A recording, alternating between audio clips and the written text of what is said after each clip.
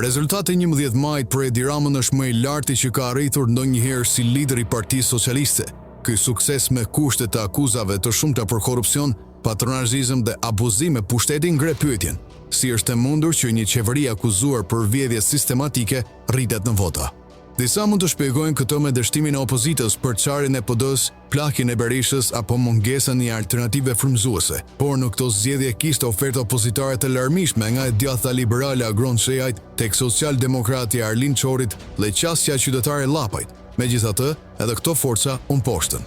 E vërtetë është se në Shqipëri nuk kemi garë, kemi një sistem ku qeveria kontrollon gjithçka, mediat që nuk organizojnë debate, drejtësi që nuk dëshkohen, administratën që shantazhon votuesit dhe bandat që garantojnë kontrollin e territorit. Në vend që të luftonte krimet zgjedhore u shfaq si një justifikues i rezultatit përpara çdo institucioni ndërkombëtar. Fushata e Ramës u zhvillua pas një lloj llogaridhënie.